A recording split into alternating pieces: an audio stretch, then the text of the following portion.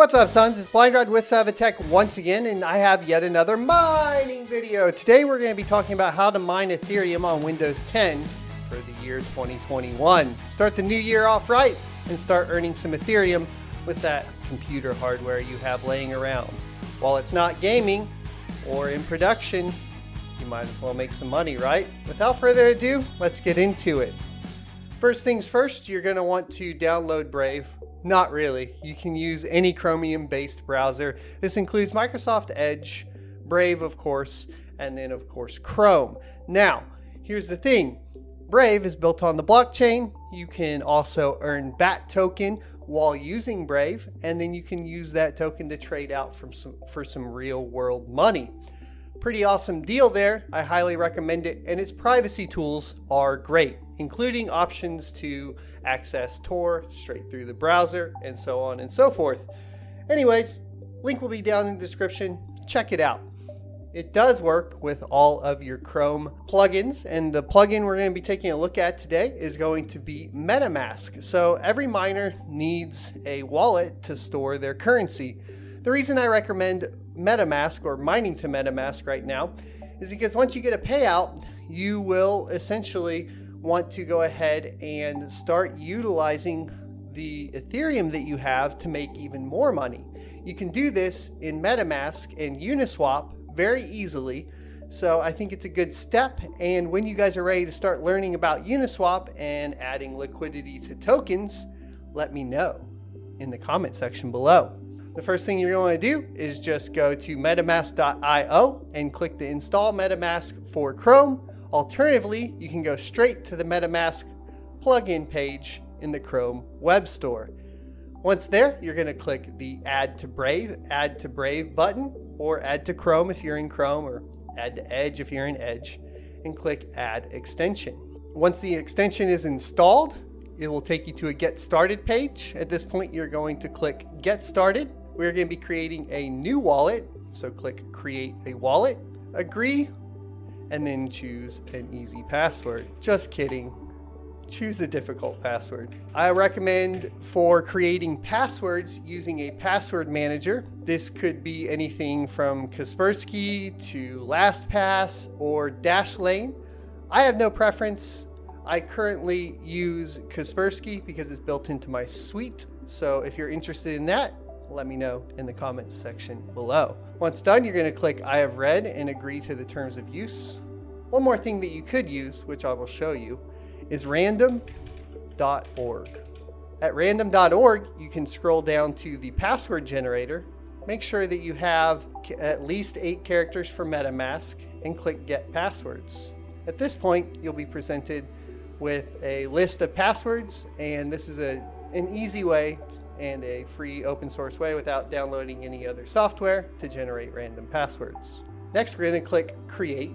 And this is where you will get your secret key or secret words. This is for recovery of the wallet and is basically what you would use if you clicked the import wallet button and you're either moving browsers or moving machines and you just got a new machine. This is very important.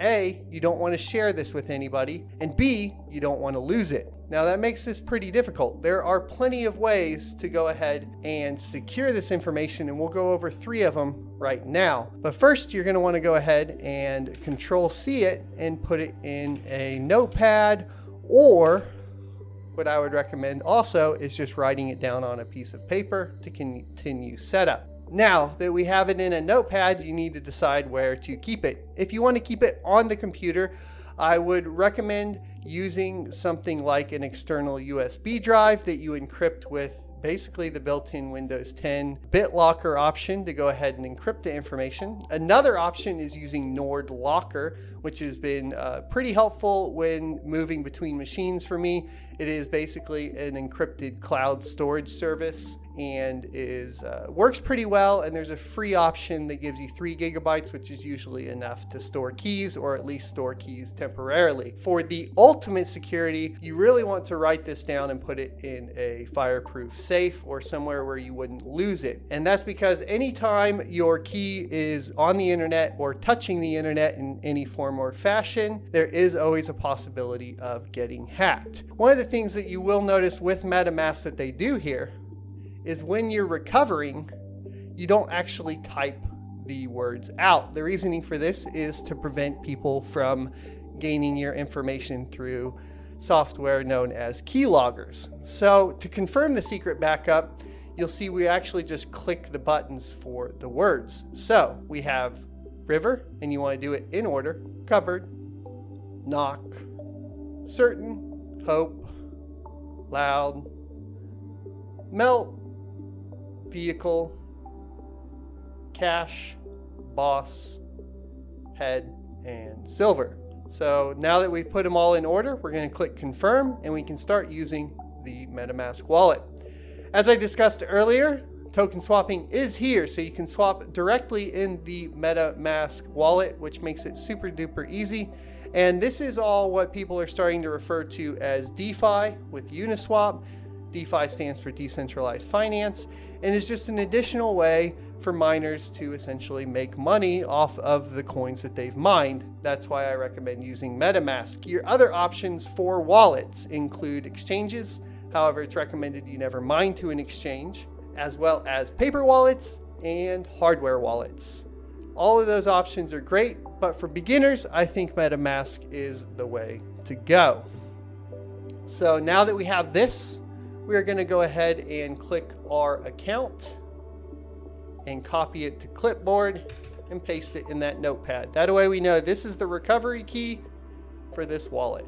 This is your public wallet address, and it's okay for the wallet address to be exposed to the outside world because it's how you accept and send payments. Will all be tied to this address. The next step is going to be downloading the miner. So today we're going to be using LOL Miner 1.17. It was released 16 days ago, and we are going to be obtaining it directly from their GitHub. There are a lot of different phishing websites, as well as a lot of different issues when trying to search for a miner in Google or even DuckDuckGo, where you could download something malicious. And this is important because you need to keep in mind that all miners are considered malicious to some extent by every antivirus solution, which means you will have to make an exception. So you want to be very, very certain that you're downloading from a safe website, because you will have to allow it through, of course, your firewalls as well as through the browsers, so on and so forth. Brave browser is a little bit easier. Chrome will try to block it, so will Edge. So if you want to avoid that, I don't find that the Brave browser blocks it quite as often because obviously it's built on blockchain. So we're going to scroll down, and we are looking for the LOL Miner v1.17 win64.zip, and we're going to start downloading. Once downloaded, we're going to click the little up arrow and click show in folder. At this point, we can go ahead and extract it.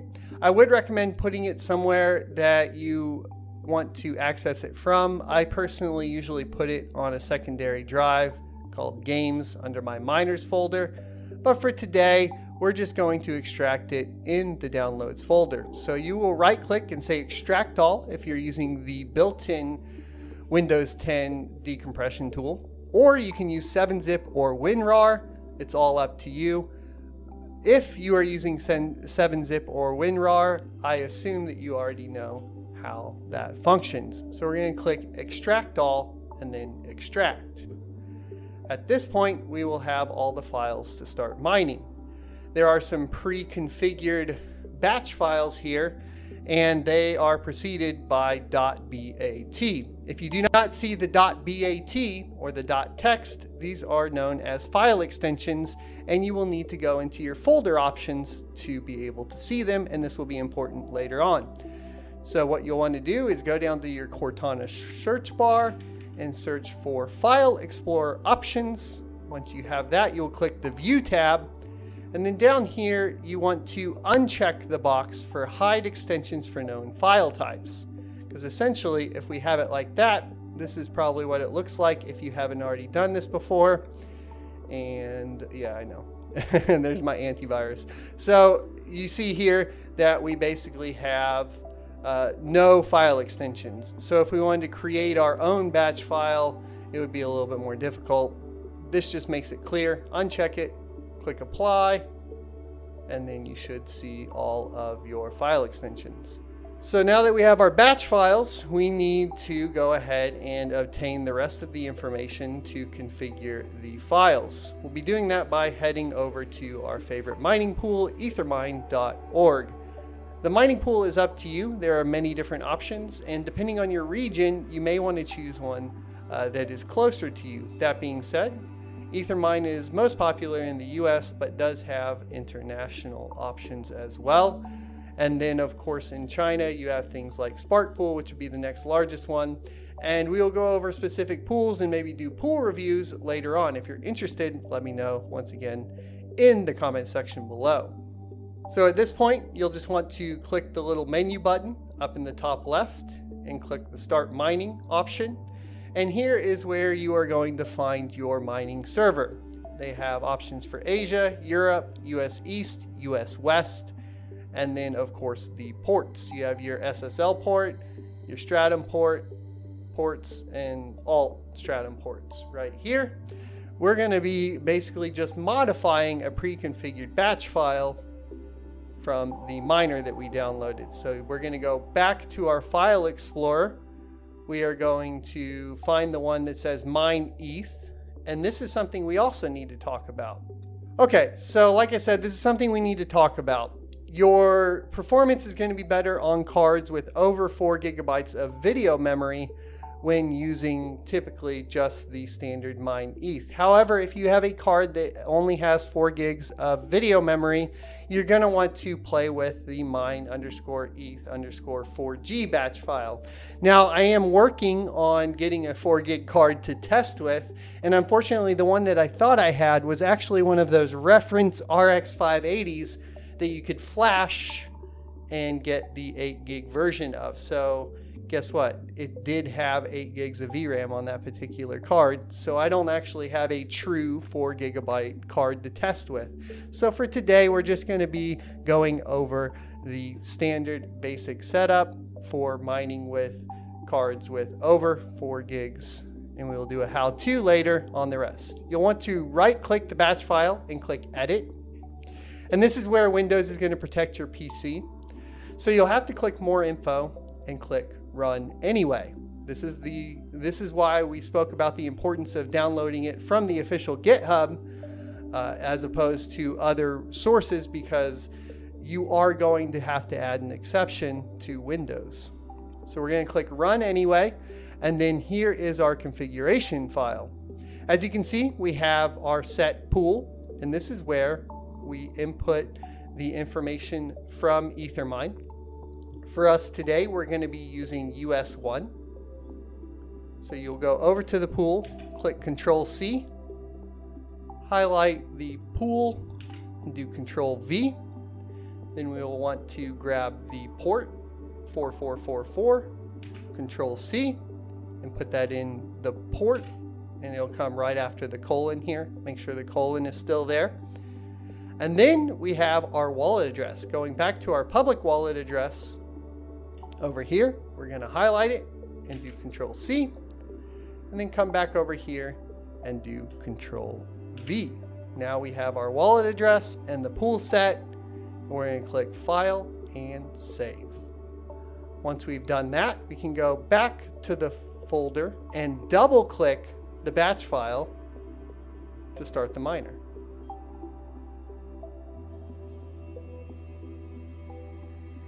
Alrighty, so now we can talk about how to read what's going on the miner. So here, basically what we have is we started the DAG on GPU 0. We have a single RX 6800 in here, not overclocked or flashed currently. And then you'll see here that we have found a share and that we have accepted a share. This is when the GPU starts working, and then we will get a report of the speed. The speed is calculated on Ethereum as megahash per second. This number will give you an idea of your potential profit. Now we're at 61 megahash a second.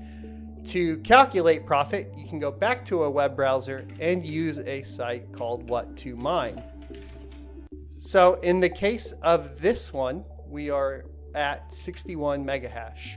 Now you should calculate watts as well as input your cost for kilowatt per hour. But for today, we're just going to calculate what I would call your gross revenue. So we're going to click calculate and scroll down here, and you can see that a single RX 6800 makes $2.78 a day in revenue. So now that we have the miner running, we know what our projected revenue will be. We will let the miner run for a little bit, and then we will come back and make sure it is actually mining to the pool, and we'll go over how to read the pool. Okie dokie, so let's go over reading the pool. Headed back over to ethermine.org, make sure you go to the home tab and scroll down to find the option for to search your Ethereum miner address. Go back to the config that you created and right click and copy your wallet address. Go back to the Ethermine webpage and paste the address into the search tab and click search. At this point, you will be presented with your dashboard. The dashboard is going to have essentially all of the information that you need to understand to calculate your revenue and actual on-pool revenue and hash rate. Currently, it's only showing 5.2 because we just started mining. Up here, you will see workers active and inactive. So this is a good spot to take a look at if you have a mining rate down, or to see if you have a mining rate down. Next, you have your unpaid balance. And the unpaid balance is how much Ethereum is actually on the pool that you have earned. Once you hit your minimum payment threshold, that balance will be paid out to the MetaMask wallet that we talked about earlier. Over here, you have your estimated earnings, which will show you both daily, weekly, and monthly. Not both, but all daily, weekly, and monthly. And you can also convert it to what your earnings would be in BTC conversion and USD. As you can see here, estimated earnings monthly with 5 megahash is $7. This will change as that number rises. As you can see here, we have a reported hash rate of 60 megahash a second. Over time, these charts will fill out and you will have an idea of when the miners are not working and working. It will also give you an amount of valid shares, workers, and stale shares. If you have stale shares, you might want to check your overclock. Or if you have, of course, invalid shares, you might want to check your overclock. Now, minimum payout you can change. Scroll back up to the dashboard, click the little down arrow, and you will have your settings tab. Under settings here, you will essentially type in an email address, and then you will type in your IP and then set your payment threshold. For most people that are hobby mining or just starting out, you will want to set it to 0.05. Now, to find your IP address, you can use basically whatismyip.org or one of those various ones. Clearly, I will not be showing you guys that, even though we are on a VPN. You never know. So maybe my VPN connects to the same IP over and over again, blah, blah, blah. For safety, I will not show you guys what my IP is, but you would want to go to whatismyip.org. Link will be down in the description. You will type your IP into this box, and then you will click submit, and it will change your payment threshold to 0.05. What this means, back on the dashboard, is once your unpaid balance has hit 0.05 ETH, within the next 24 hours, it will pay out to your MetaMask wallet. So for your MetaMask wallet, you can go ahead and pin it to your plugins, and then you will click it, log in, and then you'll have the option to buy, send, or swap. Clearly, you'll want to be sending it out to an exchange or swapping it into another token. What I recommend is swapping it into another token and then using Uniswap to go ahead and add it to liquidity to earn some additional fees. This is not financial advice, it's just what I'm doing. Now, let's talk about actually getting your money out into dirty fiat. Now for fiat, you are going to need to set up something on an exchange. Exchanges that use Ethereum are plentiful. You have options of Coinbase and Binance. One of my favorite, of course, though, is going to be crypto.com. I'll leave a referral link down in the description below for you guys to check out. If you click it, you get an extra $25 for signing up. I get an extra $25 for signing up, all up front. That's how you do it. Crypto.com will allow you to exchange currencies as well as add it to a card. You can get basically a debit card from them, and you can directly add it into the app and just click the top up button, and it's pretty awesome. I highly recommend it, except for one big caveat, and that's that you don't control your private keys. So it actually holds it in kind of a master wallet situation. I wouldn't recommend keeping a majority of your assets in Crypto.com, or of course even something like Coinbase. Personally, I would feel better with MetaMask, a hardware wallet, or of course, an offline wallet all the way. So hardware wallet options are things like the Ledger and of course Trezor. We can cover those in another video, and let me know in the description below, out of all the videos we've mentioned, which would be most helpful for you. Thanks everybody for watching. I hope this video was helpful. If it was, leave a like, comment, and subscribe down below. And as always, I'll see you next Tuesday.